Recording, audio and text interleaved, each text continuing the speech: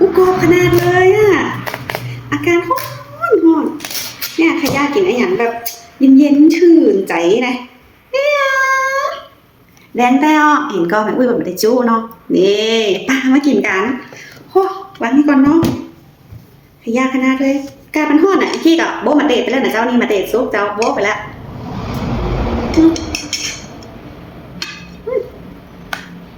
ชื่นใจ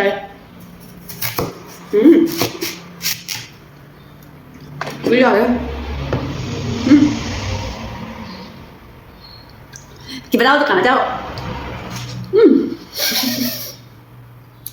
ชื่นใจขนาดเลยเย็น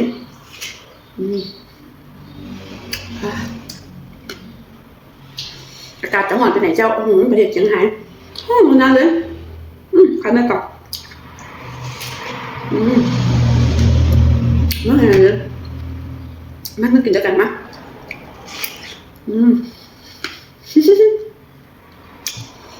โอ้ยหน้าปั่นแตงโมของเรามันจะชื่นใจเดี๋ยววันหลังก่อนเป็นใครจะทำน้ำปั่นผลไม้อร่อยเย็นชื่นใจหอมใจกว่าแบบนี้บรรยากาศก็ไว้มา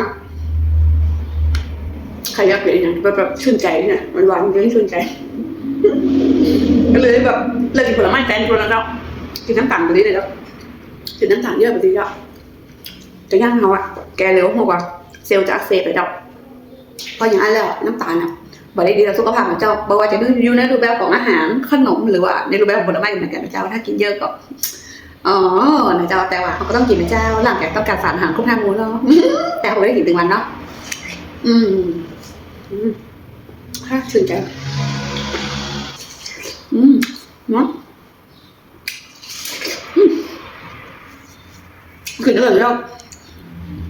ก็ถึงตอนที่เป็นละอ่อนนะที่แม่จะบอกมาเต้าแก้วเต้ามาตอนนะบายๆนอนนะกินชื่นใจแล้วก็แม่จะเอาจอบคนละกันเนี่ยควัดกิน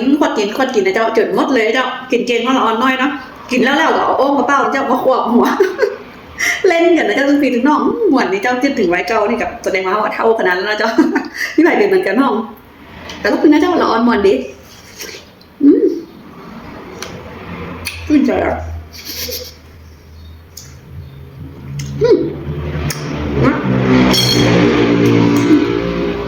มาเจอซุปกับหม้อเจ้าหวานดีกับสุขภาพก็มาเจอซุปนะเพราะว่าเป็นมีเอนไซม์จอยอดเลยเจ้า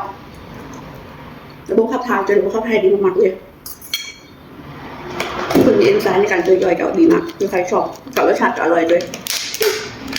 กลิ่นนักกลิ่นหนาเพราะว่าสมมติสังเคราะห์ได้ถึงข้าวตัวนี้มะขามหวานเจ้านะฮะก็ซื้อตัวอันจากบ้านเจ้าเป็นนึ่งขนาดนี้นะนึ่งข้าวเจ้าเรียบร้อยเจ้ากินจะปลูกมาจีเลยเปิดมาขายเจ้าหอยออฟซิบาร์แล้วพอดีซื้อเนาะแก๊กเรียบร้อยน้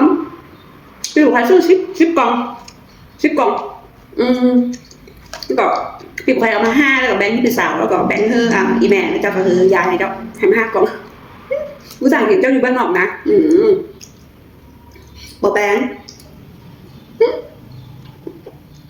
หวานน้ำกินมันเพิ่มหนังมาคอนวันนะกินนะมุ้งต้องอร่อยมากชื่นใจอร่อยนักเดี๋ยวคือใครกับโบ๊ะกับเจ้าแหมมากินแฮม4 อีกพอละสัญญาว่าพอแล้วนี่สัญญาว่าจะพอแล้วแบบนี้อยู่จริงเลยเจ้าซัดจ้าแบบนี้ในมูชนชื่นใจ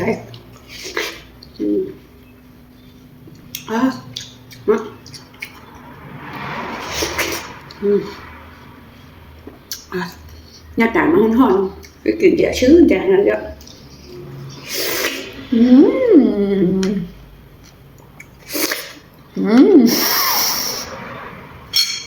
แต่ไงเจ้ามันกินแล้วกันนะเจ้ามาเจ้าคือใครเจ้ากิน2 กิโลกับปอแล้วเจ้าบ่อยเจ้าก็จะตีเข้าไปได้นะเจ้าใครไม่เกินหวานชื่นใจขนาดเลย